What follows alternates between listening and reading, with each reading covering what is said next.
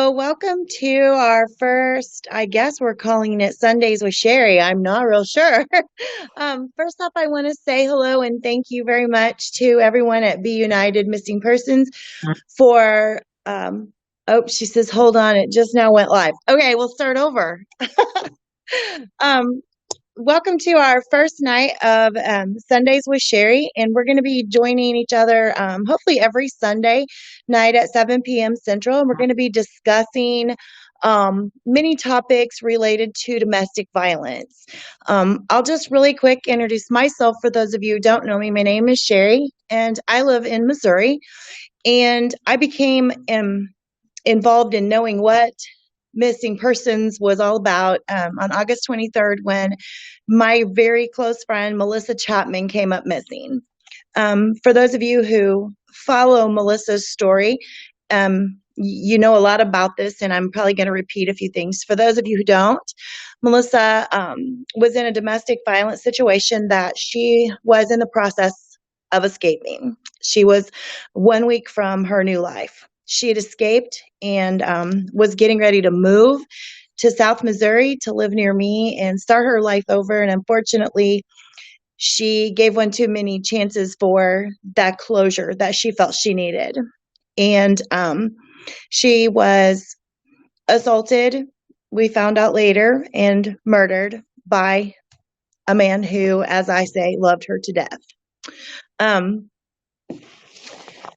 I don't have any notes, so if I get emotional, I'm sorry, but I'll never apologize for what I feel about Melissa and the subject of domestic violence to all women. On August 23rd, Melissa, like I said, we knew she didn't come home. She was missing. And her boys' dad and I started contacting police, and we started contacting friends, and we started trying to find Melissa. Luckily for me, it was a godsend that I had a friend who actually works with BeUnited Missing Persons and has for some time. And I called and I asked for advice on what to do and where to go, and quickly was helped. We put up missing posters. We contacted news channels. We contacted police. We did everything for 3 weeks to try to find Melissa. And it wasn't until we were able to get her ex arrested on a bond violation and put a little heat under some folks that we thought might have helped him, that we were able to, he confessed. He actually confessed. So he brutally murdered her on on August 23rd. And he placed my friend in a ditch. And he left her there and thought that no one would ever find her and he would get away with it. And I'm pretty sure without the help of the folks at BeUnited and also Jason Hebert, who is a fantastic human being that works with missing persons all over the country, and making a lot of noise like we made, I don't think we would have found her. So my plight, going from this point forward, one, I lived in South Missouri. This Melissa's murder took place in Northwest Missouri in Worth County. And so since August, my friends and family locally here spent weeks searching for Melissa. Now we spend our time going to court hearings, arraignments, one game after another that this guy's playing. And I ended up giving up my life in South Missouri and Branson. And everything that I own are in storage sheds all over the place here. And I'm living in a tiny little furnished apartment. And you know what we're going to do, you guys? Because of all of you and your love for Melissa and your love for each other, we are going to set out to save one woman at a time. My goal personally is to be here and be the real deal. I was Melissa's voice, and Carrie's showing the pictures. If you guys can see the pictures, the one in the top where Melissa and I are standing together, that was the one and only time that she brought her murderer to my home. And I had such a feeling of dread that I wouldn't let him spend the night in my house. I I told them they had to get a hotel because I didn't want a strange man spending the night in my house. It was something I couldn't shake. After that picture, Melissa showed back up at my house about 5 days later and knew she was going to leave him. She went home from my house. This was in March. She went home from my house to pack her car and to leave. And the middle picture that you see is what happened when she tried to leave. She and her son were held hostage inside the house. Her face, as you see it there, it looked way worse the next day. That picture's taken. I took it with what do you call the phone snap thing when we were FaceTiming. She was in the emergency room to see how many broken bones she had in her face. He also assaulted that day her 10-year-old autistic son, Connor, one of the loves of my life. And he was pretty stupid. He happened to butt dial me with her phone as he was beating her head into a refrigerator. And we were able to call police to go down there, or I think he would have killed her that day. That's what it looks like, you guys, whenever a man loves you so much that he's obsessed, he's in control, and he can't let you go. And I lost my friend who I loved like a sister for over 20 years. Through the ups and the downs and the ins and the outs, she didn't survive. She had the biggest heart of anybody on the planet, and she always believed that she could love him and he would change. She spent 1.5 years of her life in hell. So I guess my point that I want to make to anyone out here who's listening, if you are a member of our little girls club we have going on, and you are in a domestic violence situation, or if you've been in one and you have escaped and you are surviving, you're not alone. Ever, ever, ever. Someday, I'm going to get brave enough to tell my story. I haven't gotten that brave yet, and I don't mention it to very many people because it was so long ago. But we have a little Facebook page, and it's called Honoring Melissa Chapman. And it started out as Finding Melissa Chapman. Well, now we honor her there. And we vent, and we cry, and we share resources, and we lift each other up. We talk about what's going on in her court world. But you know what? Another thing that we do is we support women and men, because there are men who are definitely in domestic violence situations as well.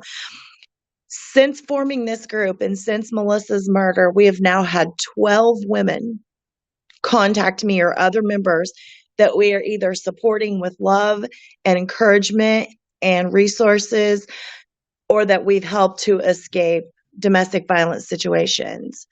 Whether you guys need somebody to tell you that it's okay, or whether you need somebody just to sit and listen, if you need somebody to cry with, or if you need somebody to help you find resources of how to walk out the door, that's what we want to be about. And that's what Sundays with Sherry are going to be about. You're going to hear some pretty awful things, but you're also going to hear success stories, because I want everybody out there that can hear our voices. I want to be the voice for Melissa, and I want you to know that not everyone has to end up in that ditch. You don't have to end up there. You're never alone, because let me tell you, there's a whole army of us strong-minded chicks out here that are willing to grab your hand and help you run.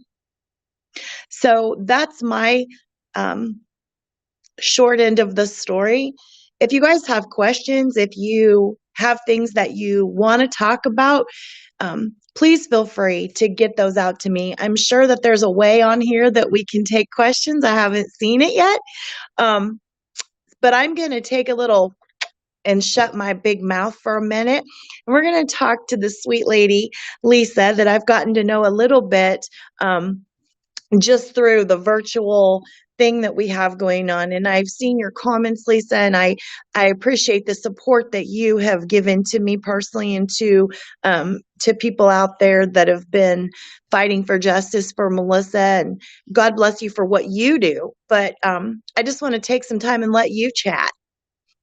And if you would, please introduce yourself because for the life of me, I cannot pronounce your last name. Well, thank you, Sherry. And my name's Lisa Giambelluca, and I appreciate all that. And Melissa's story was very touching to me when you were on Jason's a couple months or so ago now. It's been a little bit. Yeah. I actually am a domestic survivor myself, and the reason that I have never really spoke out, besides a few close friends who know kind of what I went through, is because there's a stigma surrounding it. And then some people do try to victim blame, or they don't understand if you're not in it, the kind of issues, how the men are, or the way that they grab you back in, or pull you back in. Absolutely. I never thought I would be in this situation that I was in 2017 with my ex. I almost lost my life. I had 9 different reports on him, a TPO. It wasn't enough to stop him. He still came to try to kill me. I have a thick folder of all my police reports I've still saved to this day because I kept documenting things, but because of the laws, calling me from block numbers 50 times, stuff like that. But I was also like Melissa and in the process of trying to escape. And so when I did that, I did get a TPO. And I remember going into family court and I asked the judge, I said, is he gonna, I watched, ID channel and those kinds of shows. Is he gonna like try to kill me? And they said, oh no, that's kind of rare. You should be fine. And everything went through and approved. And, Carrie's showing some of the pictures on the screen. When I went to get that TPO, I was able to use some of the photos, like my black eye and things like that, for the instance of trying to get the TPO because I felt I wouldn't say the police didn't listen to me, just the way the laws are, their hands were kind of tied. Right. Because I grew up in New York, but I live in Nevada now, and this took place in Henderson, Nevada, and he was in Las Vegas, Nevada. So as soon as he switches to Las Vegas, the jurisdictions are different. Okay. Well, a lot of it seems like a dream, and like I guess I I just thought that if I said something at the time, like I didn't tell anybody when it was going on, I didn't tell any close friends, I didn't tell my dad, I didn't tell anybody because I was really embarrassed and I felt ashamed of myself. And at the time he beat down my self-worth, like emotionally abusive as well as the physical abuse. And the emotional abuse has left me with 3.5 years of being in therapy because of all the things I've endured.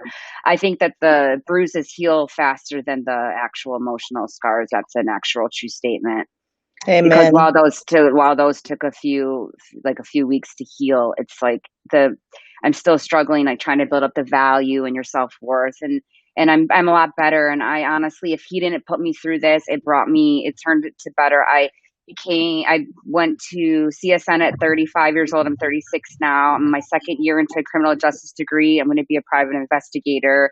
And Right then on.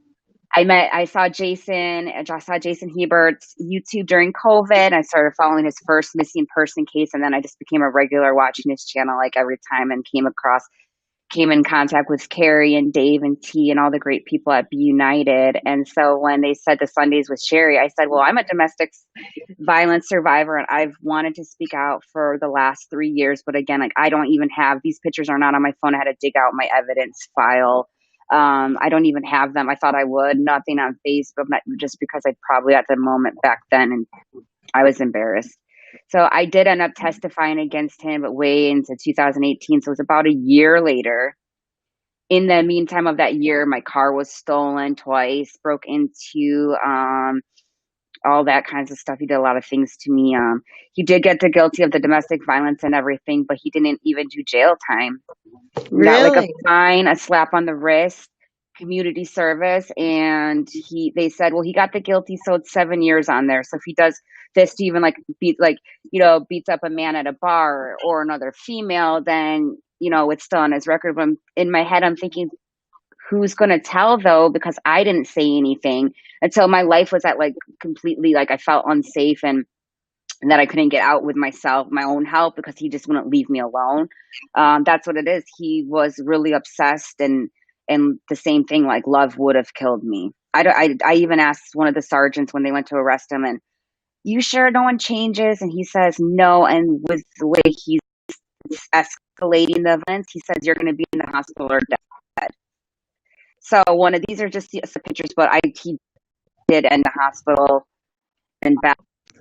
Oh, So it's just kind of how that is. So I would never be here if it wasn't for all this. 'Cause it took me a while to build myself back up, but I wanted to also come on to be that voice. And like you said, just to save one woman at a time and to kind of let women know you can message me on Facebook anytime. You can ask me anything you want to if you need her to rant or to cry or anything like that. Like I'm always here.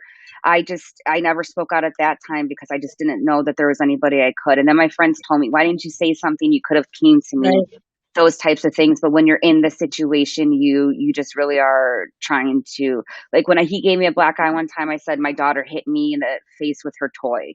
You become a habit right. to making the excuses. And so You I covered. just thought this, yeah, I covered up for him. And so there was times I did that. And then when I finally tried to get out, it was like it was just like so hard to get the laws to help back me.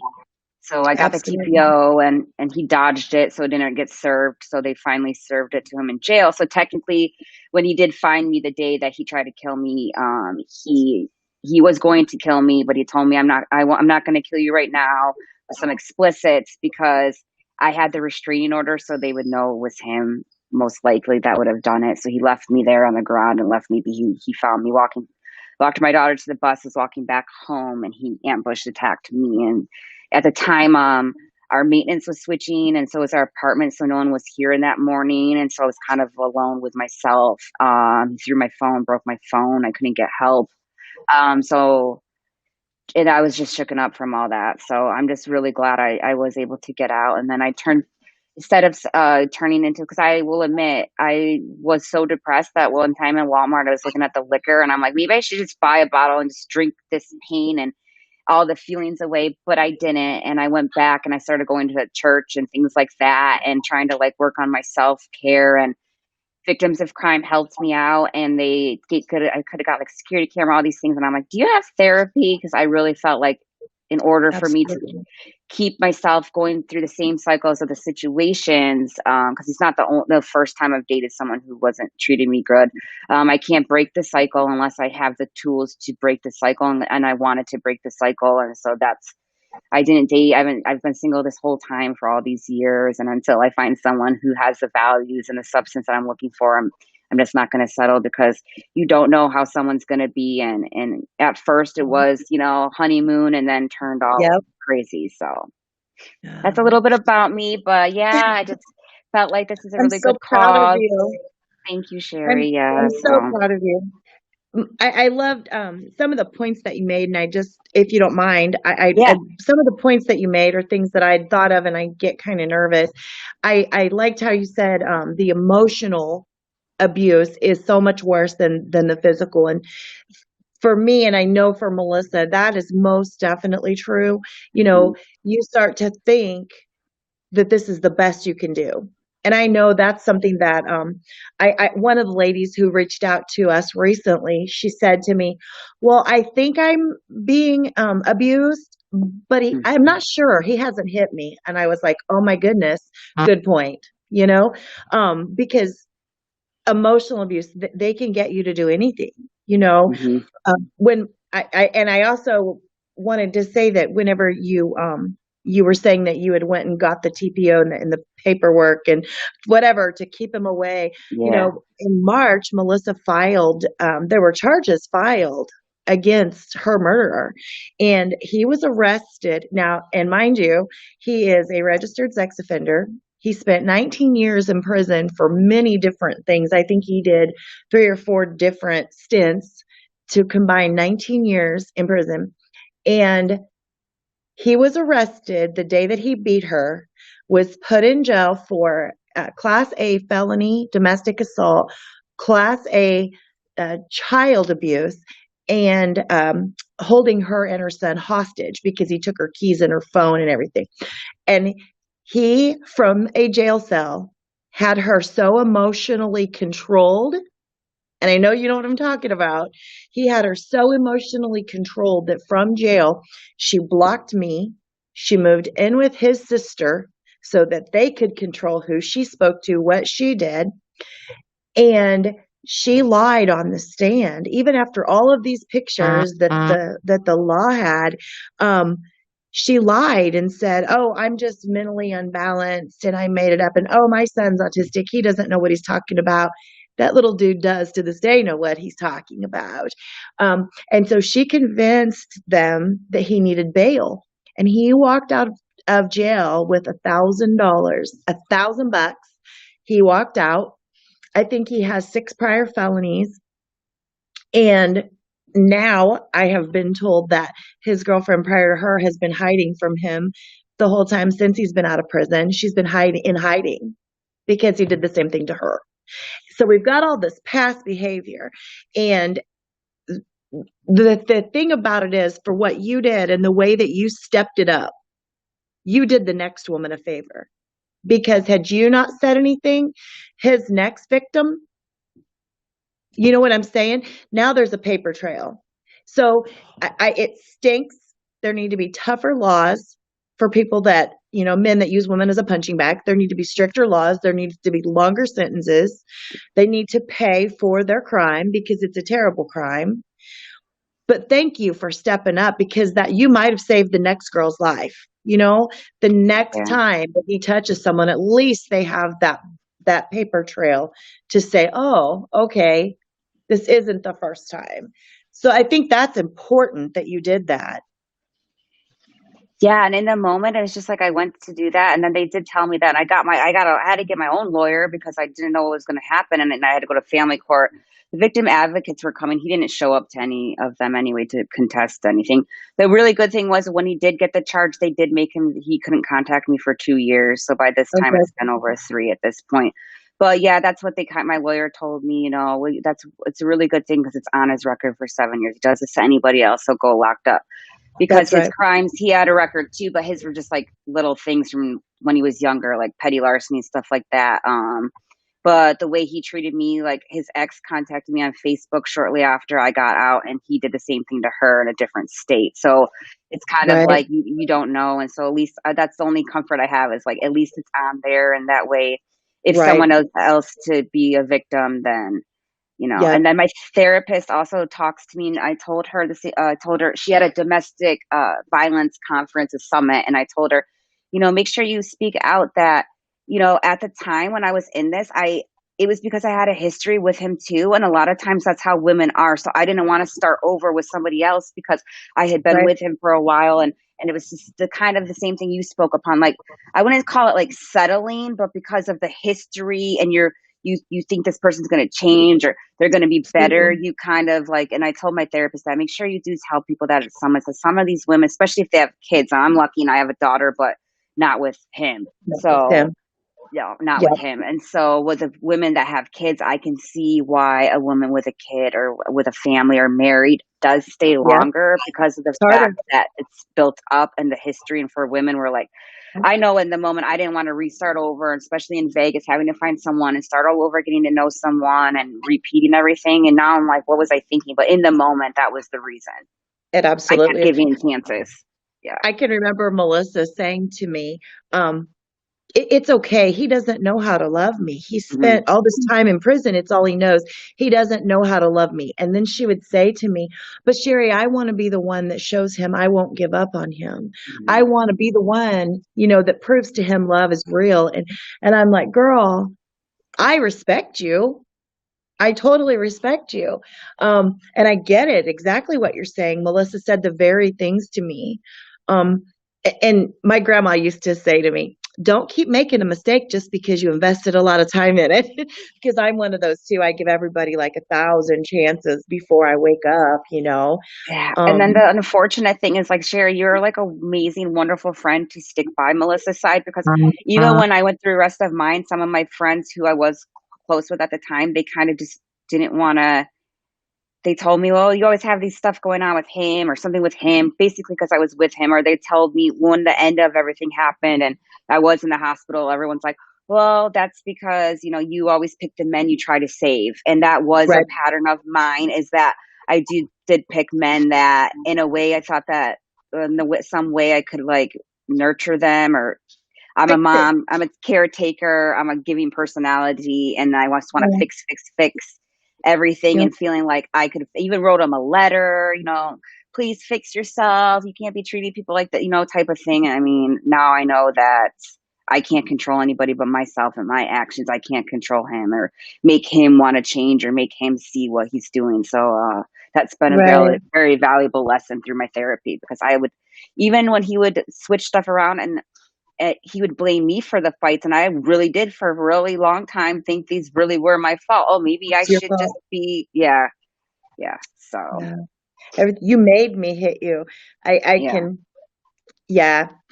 And I'm not going to say that Melissa and I had an easy road of it. Yeah. There were times where I was just like, oh my goodness, we FaceTimed every day, and she would tell me just a little bit, or I would notice that, she was down or whatever. She was really good at hiding the bruises.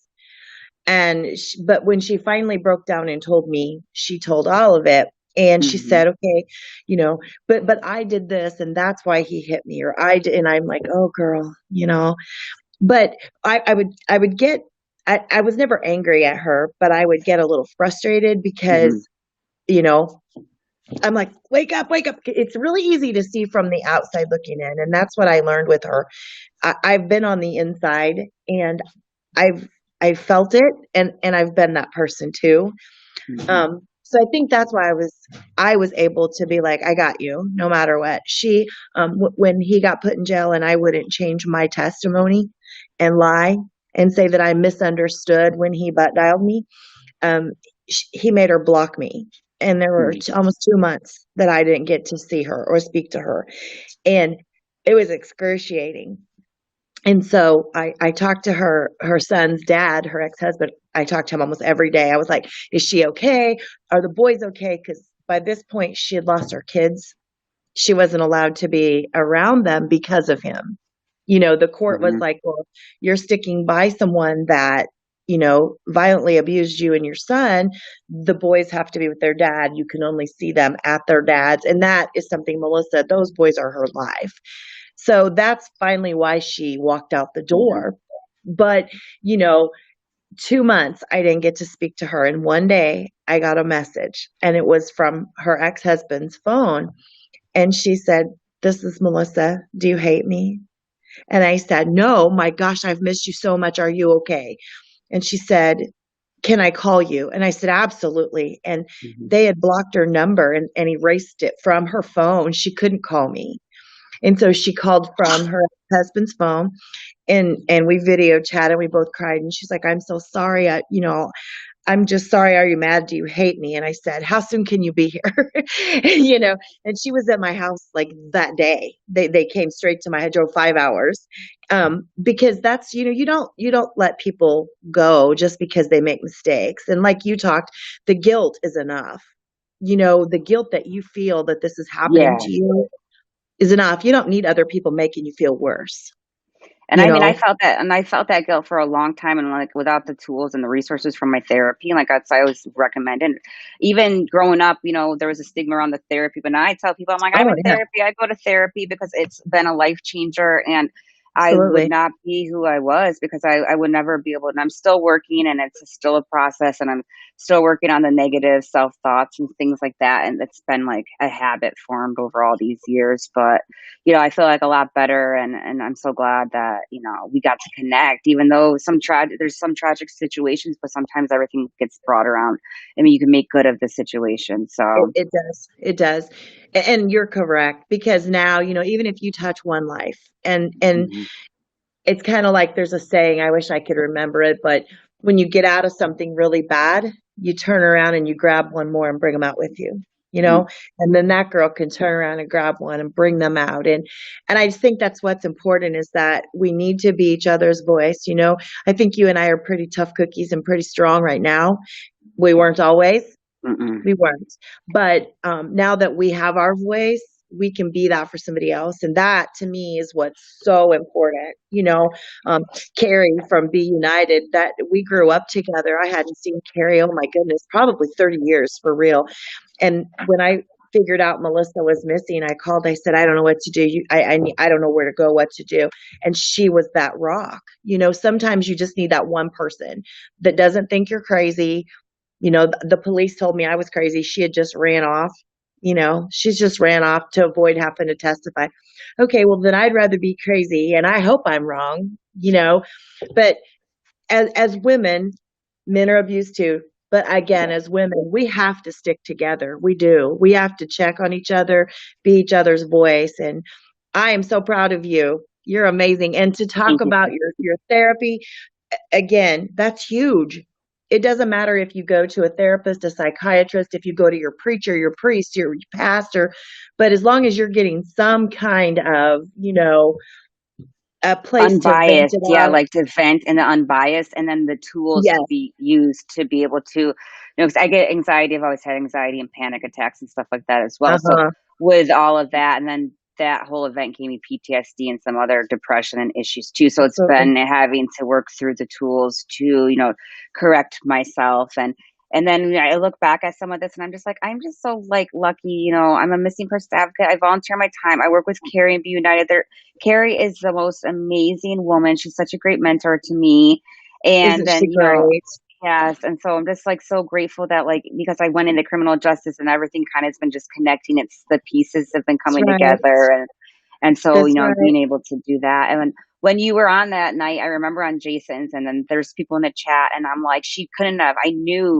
I'm like, there's no way she just fled because she didn't want to testify.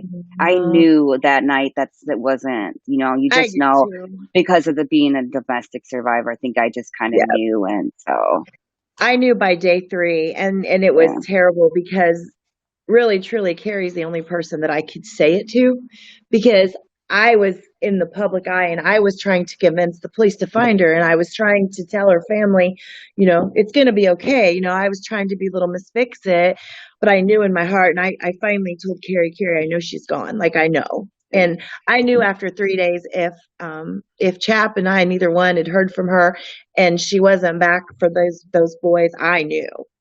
And I just think without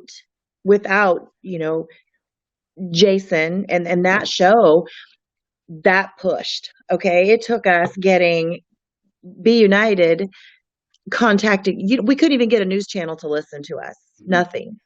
And it took dynamite for real. When you get on a nationwide podcast and you're not afraid to say this is what is going on here. I haven't made a lot of friends, and it's okay. I'm fine with that. I got friends at home, Yeah. you know, but we knew, we knew, and wish it could have turned out differently. Me Um, too. Me too. I'm so sorry. the next step here, we live in such a small area. It's very rural here, Mhm. and the nearest domestic violence shelter is like an hour away, and they're Wow. full. And there's just nothing here. And so, um, God willing, we're going to figure out how to get a domestic violence shelter here that offers women resources and tools. And um, I know Carrie is going to post. I'm sorry, Carrie. I apologize, honey. I can't read what's on that other screen. I had to get this opened up my phone. I'm having technical difficulties, but um, we're going to be offering some resources. If there's anyone in the Nevada area, I'm sure that if they call you or they Facebook you, what I've been doing when people ask for resources is trying to find something local for them, a local shelter, and just sit and encourage the domestic abuse victim. Just encourage them to keep trying. If this place is busy, try this. If this place is full, try this. You know, I know for Melissa, she went back to get her stuff. And at the end of the day, your stuff, no matter how important you think it is, it's not more important than your life. You know, no matter if you have to sleep on somebody's couch for a while till you get it figured out. Lord of mercy, I'm in a three-room, tiny little apartment in an old nursing home. I tease my kids, y'all put me in the nursing home, and I'm not even 50. But you know what? This is where God's put me, and it's where I'm supposed to be, and it's gonna be okay. I left where I wanted to be where I need to be, and there's a lot of really good things that have come. I've met a lot of great people, like you said, and um, I get to talk about her every day. but I also get to be thankful that wonderful people like you survived. And it gives me hope that not everybody's going to have that terrible ending, you know? So I'm just so thankful for you. I'm thankful for the courage that you have. I'm thankful that you're not afraid to use your voice to help other people. I'm thankful that, that you volunteer your time. You're just like a poster woman. I'm telling you, Thanks. you're doing all the right things. I'm so It's proud of really you. just a goal. I really do give glory to God, and not to like preach on stuff, but I mean, I would not be here. I wouldn't have if I didn't. I turned my head and away from the alcohol and just went and tried to do different things to build myself back up and all that kinds of stuff. So I'm just so glad, like he really turned all this situation for good. And back then, when people would say that to me, I'm like, no way, you don't see it. But once you finally get out and you look back, like, I made the dean's list. I have honors. I'm in my second year. I'm almost done with that. I've met some Yay! amazing families, even though the circumstances are not the ideal, and you just to connect with everybody. And, and thank you so Yeah. much, Sherry. And thank you for speaking out. And that's one of the good things you can continue on living like from Melissa's memory, honoring her with this and Yeah. talking about her. So she'll just be living on through you. And that's what's also very amazing for you to be able to speak out too. Thank you. I feel very blessed and I'm blessed, sometimes I don't know what to say and my words get tongue tied, but um, I'm okay at talking. Mhm. If somebody out there listens, it's worth it to me. It Yeah. is. So, well, I just want to say thank you again, and please stay in touch with me. If you talk Yes. to Jason before I do, say mwah, mwah, mwah, mwah, mwah, from that I crazy will chick in tell him. Missouri. So, Yeah, thank I you told him we were again. going to be doing this, so hopefully I can Oh, send him the link and then he can like get to yeah, watch us now, right? he's fantastic. He is. He made. I was scared to pieces, Yeah. and he made it really easy to talk. And I tell you, I said, and I'll say again, through everything that we went through with Melissa, the absolute worst part for me was when she was missing and we didn't know. And I knew that she was passed, but to not know where her body was, do you know that now she died August 23rd and we still don't have her back. She's still at the crime lab.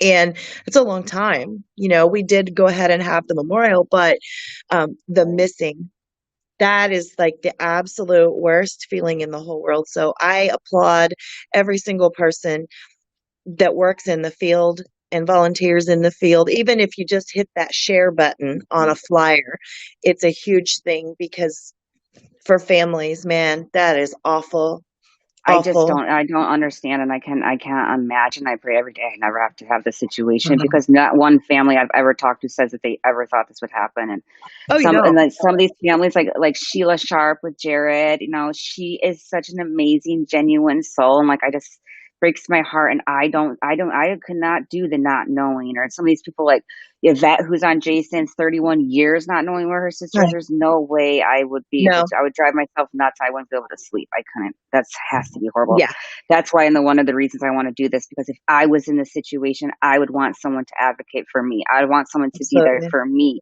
I wouldn't have to want to go through any of this alone. So it's kind of my motivation, Abs- and help others, because I went through all of Absolutely. this, and I'm like, if I can help anybody, or I can help the families, or even just be a support, or if they need to cry or anything like that, I just want to be able to be there to help. So Absolutely. And if you ever have anybody that needs somebody to talk to, I'm here. I'm yeah, here. Thank God. I thank God seriously every single day that we only had to endure that for 3 weeks yeah. because, and I think about her being out there and, if he hadn't have confessed, Then you still be searching, maybe. Who you know, knows what would happen? It's a good thing. I Yeah, mean, I truly think I'd have found her, but because I yeah. wasn't giving her up, I'm glad I No, didn't. no. So I'm so glad that I didn't find her. But Yeah, yeah, the families of missing, keep those, y'all, keep those families in your prayers and keep hitting that share button. Even if, yes. you know, if you don't live there, it doesn't matter because now I'm friends with you. You live in Nevada. If I hit something from, or you send something from Missouri, so it can get around really fast on the internet. And Somebody And that's knows the thing is something. like this media, the media has media is focusing on the wrong issue. So even for me, I Oh, can't. It's very hard to get the news to even take a missing persons case, or even out in yep, Nevada. And some of the areas are rural out here, where there. I've talked to a woman in Elko, and there's no domestic shelter there, and it's like 2 hours away. So it's like yep, there's where Vegas is, that's it, and then Carson City, of course. But yeah, just keep sharing everyone, keep everyone in your prayers, keep liking the yeah, videos. And that's the thing is like this social media is really good with the usage to do this for the missing and to get yep. the word out, especially with the YouTube and the podcast, because the media just isn't here right now with They this don't. 2020. They're not going to Nope. help. So They do nothing. And it took it. I can't tell you how many people it took. I'm going to guess at least 50 people yeah. sending emails to our local news station before they would show up. And Hmm. I had to call them back to tell them we had found her. Yeah. They didn't ever call to even follow up, and I think that's a shame. They need Hmm. to do better, and that's only going to come if we do better. We keep pushing. So Yeah, we need to keep pushing and then eventually down the road advocate for some more laws to be changed because I feel like absolutely. even the domestic laws are missing and it's like for statewide or all over the place. And the same thing, you can get like a media sensational story for like one story, but not everybody, all the other stories. Like we need to have an equal, more fair balance and be able to get every person should be treated equally and treated the same no Absolutely. matter what's going on. If they're missing, you Yeah. treat them all the same. So, Yep. Yeah, we were I felt I care deeply for the law enforcement officers that helped in Melissa's case. Don't get me wrong. I'm not trying to down them at all, but they truly, truly believed that she was hiding out. And I know that they did their jobs, mhm. but I still think since they believed that, maybe They took they the belief, yeah, and then they just kept the belief instead of that's what I'm saying. It's like, yeah, because I study criminal justice, the laws are like that. So it's like if there's no evidence of any crime yep, happening, you're just gonna be a missing person. And so yep, that's just like the law issue. And then yeah, I've noticed that too. The cops will think, oh, this person ran away or this person fled right, until but they instead of I feel like the law should be changed to rule out, a foul play or the criminal aspect first and then you start moving down the line. Was it right, like is they suicide? Is there an accident? Like and then go down the line absolutely, instead of it the opposite way. But it's gonna take right. some time and It everybody does. sharing and everybody getting Yep, the word out and to really make a difference and in the laws overall it's just gonna take a little while. But I will. I feel like that's Yeah, one of my goals at the end of whenever I get through all this and keep fighting is to try to like, do some legislative changes. So absolutely. I've already made, with it being an election year, I've kind of used that to my advantage. People are like, oh, you should vote for me. Da, da, da. I'm like, well, how do you feel about this? Because if you get hmm elected, you and I are going to have a conversation. yeah, And I don't apologize for using that because I will. no, yeah. So, well, I thank you again, I and thank I you hope to talk too to and you really soon. God bless you, and yes, God keep bless you checking in too. with us, girl, and let us I know. I'm will. so excited about you. So, I'm so will you excited. take I'm just so care? excited to connect with you. And thank you again, Carrie and BeUnited, for putting this all Absolutely. together. So just Yes. thankful and Carrie's grateful, thankful hiding and out, you grateful. guys. Yeah, really. Carrie's hiding out in here, y'all. For I know a bunch of people on our Melissa page are watching. She's hiding out behind the scenes, you guys. One of these days, we're going to get her on here, and I'm going to show you that beautiful smile. I wish she could hug you guys in person because she gives Yeah. amazing hugs. Yeah, I can't wait So to thank you, hopefully get Carrie. to go meet everybody over there someday. I would like love Yeah, to meet Carrie in person one day, and she's just uh, amazing. So, she yeah, is. I owe her. I amazing owe her. people. I'm very grateful, very genuine, and amazing people. Absolutely. Well, you take care. And You take Carrie, care I'm too, going to Carrie. sign off. Everybody remember next Sunday is going to be Sundays with Sherry. And I'm not sure what we're going to do, but I know it's going to be spectacular. So we survived. What was it? The time change, the Halloween, it's been a week, right? We survived all that, and we're almost out of this terrible 2020 year. The election's almost over, so we can all go back to loving each other again. Um, so we'll plan something for next week. So keep watching. Be United's page and the Melissa page and my personal page for those of you who know me personally. And we'll let you know what's going to happen next week. So for tonight, we'll just say love you bunches. Remember, you guys, Yes. check on your friends, Be the voice. Yes, check on your friends. So thank you guys. Thank you. Good night. Bye. Take care. Good night.